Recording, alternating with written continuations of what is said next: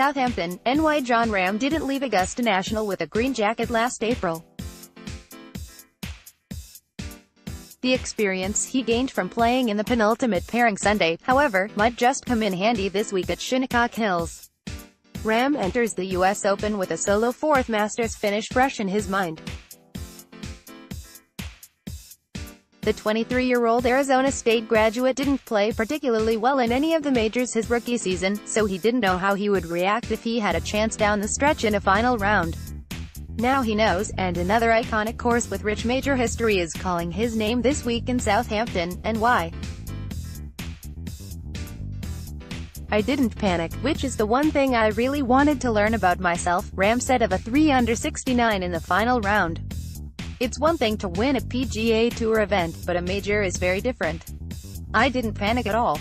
I really felt comfortable. I loved the situation, I loved the hunt. Hopefully next time I get into the back nine at a major I'm the one in the lead and get to experience that." Rahm's hunt begins at 1:14 p.m. Thursday along with fellow Spaniards Sergio Garcia and Rafa Cabrera Bello, and the course seems to fit his game on paper. Rahm has more than enough distance off the tee to handle Shinnecock's 7,440-yard layout, and he's 12th on tour and greens in regulation this season. One of his 2 career wins also came on a traditional U.S. Open course, at Torrey Pines in 2017, albeit not with a traditional U.S. Open setup. And Rahm also plays well in the wind, when his imagination and ball striking ability are extremely useful. The biggest question for Rahm this week is not necessarily about his game. It's about his mental makeup.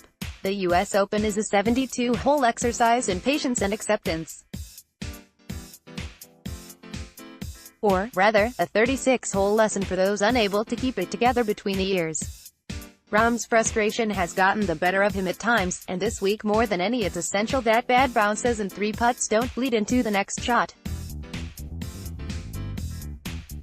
One area Rahm will need to shore up in order to contend is his bunker play. The number 5 ranked player in the world is one of the worst on tour in that department, converting just 47.69% of his sand saves. Shinnecock is heavily bunkered around the greens, and it will be telling to see how he handles them early Thursday in round 1.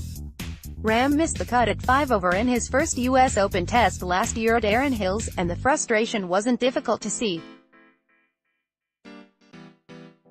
Players generally don't kick their golf clubs or throw rakes out of happiness. Now a year older and a year wiser, we know Rahm's game has grown, and we know Sunday at Augusta National helped him grow too. It's time to find out how much he's grown in temperament and attitude, with the U.S. Open at Shinnecock providing the perfect case study.